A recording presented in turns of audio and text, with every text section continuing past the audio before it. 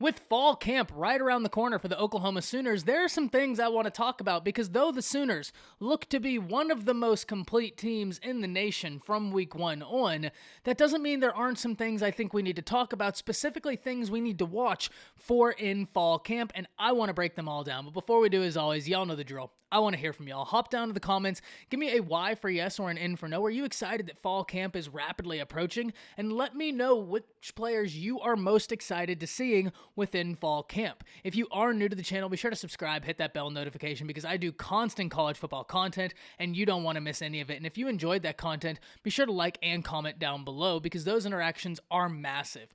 But with all of that being said, let's dive straight into this. And first and foremost, when we're talking about the Sooners, I don't think we can talk about the Sooners without starting with Spencer Rattler. And though I have been very forthright that he is one of the top players in the nation coming back, if we look at Pro Football Focus, they rated him as the #1 returner in the nation, something I agreed with when you look at how important the quarterback position is, not only to college football right now, but then what it is Lincoln Riley in particular does with quarterbacks, and then the skill that Spencer Rattler has, it makes absolute sense to me. But the reason why I want to start with him is because having a normal offseason should be a massive benefit to Rattler, and the only thing Rattler needed to improve on from last year was consistency, and if he can get that down, there's really not a whole lot he can't do. This is an individual with an incredibly deep skill set, and skill sets that are going to keep defenses in fits. I'm telling you, if he gets into a groove, he has recipes to just terrorize defenses because he's proficient in the pocket, out the pocket, when the play breaks down,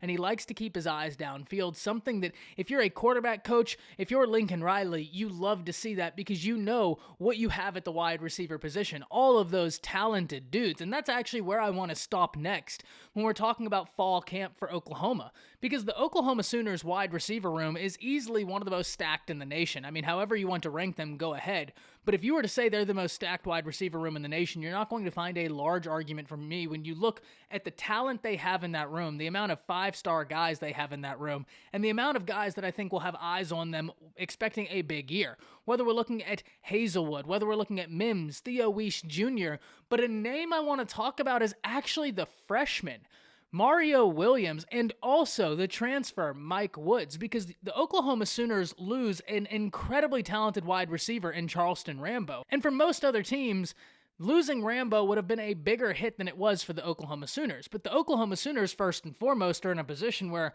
you look outside of Rambo, you still have Mims, you still have Hazelwood, you still have Theo Weiss Jr., you still have a lot of talented guys. Then you get in Mike Woods from Arkansas, who, by the way, was expected to do huge things for the Razorbacks this year. He was going to be a part of a wide receiver tandem that was going to be very entertaining to watch, and now he's going to go do that at Oklahoma.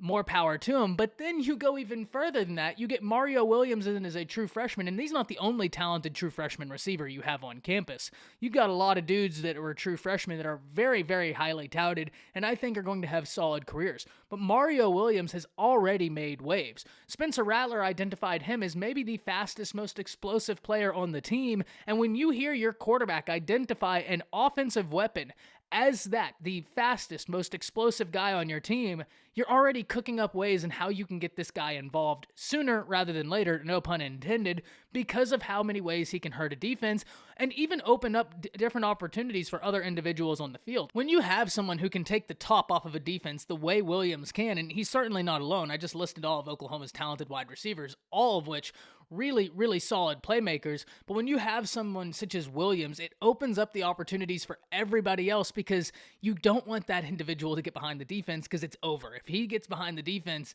a deep throw is coming and it's touchdown all day long. So I'm very excited to see not only how Williams navigates fall camp, but I'm really going to be interested in game one to see Mario Williams in action.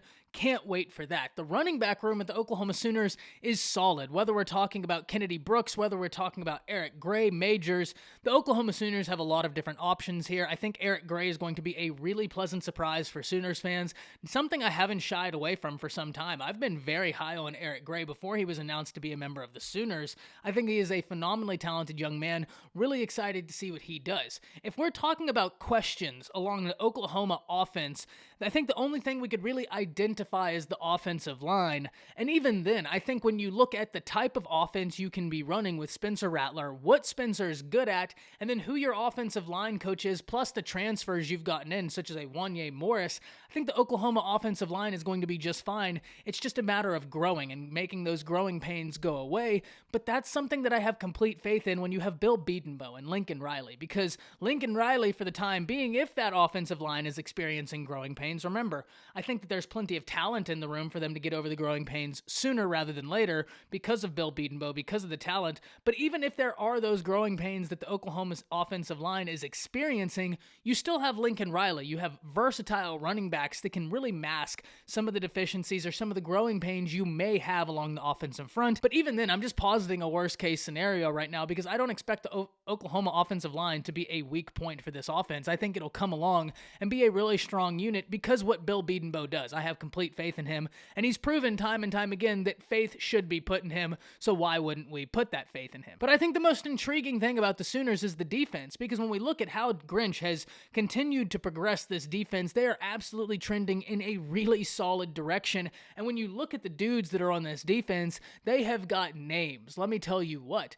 And the reason why I want to identify them is because I can point to several different locations within this defense I'm excited to see. And so I'm just going to give you the rundown. We're going to run through everything, because if we look at the defensive front, you got names on top of names on top of names, whether we're talking Isaiah Thomas, whether we're talking Perion Winfrey, Nick Benito, Reggie Grimes. I mean, the Oklahoma Sooners have a lot of different options up front, something that I'm really interested to see how it plays out, but specifically Nick Benito. I think the eyes of college football should be on this young man to see what he does. And I actually did agree with Pro Football Focus when they said that Nick Benito is one of the most underrated players within college football. I can understand that. The inside linebacking position at the Sooners is also incredibly intriguing because you have so many different guys who can do it depending on the necessary situations. You have a lot of talent there. But I think the one area that most people will be watching with the Sooners is that defensive backroom, because you had some guys come on in the latter part of the season, and then you get in guys such as Latrell McCutcheon, Billy Bowman, who are fighting for playing time right now. We saw Billy Bowman in the spring game have a really solid sequence. I think that he's only going to continue progressing rapidly because he is so talented. Latrell McCutcheon, another individual, super solid in what he's able to do. And so that Oklahoma DB room, though there are some places where there is going to be some competition to who's going to win the job, competition is probably the best thing, and it's good to have individuals who are competing so close together and not showing that much separation as of now. That's what fall camp is for, but it lets you know that there is depth at those positions, and that is the most important thing you could have. Knowing that no matter who wins that nickel position, whether it's Credell, whether it's Bowman, both of those guys are really solid, and them competing this hard with each other is only going to help them both. Remember, iron sharpens iron, and right now Oklahoma's in a situation where they have depth at so many different areas in this defense that these competitions are going to be the best thing for all parties involved. I really can't wait to hear what y'all are thinking, because the Oklahoma Sooners, I think this is Lincoln's best team, or at least his most complete team to date as the Oklahoma Sooners head coach. From the offense to the defense, there's really not a whole bunch of areas we can point to and say that is a definite weakness for the Sooners. Really interested in hearing from y'all. Hop down to the comments, let me know. That's it. See ya.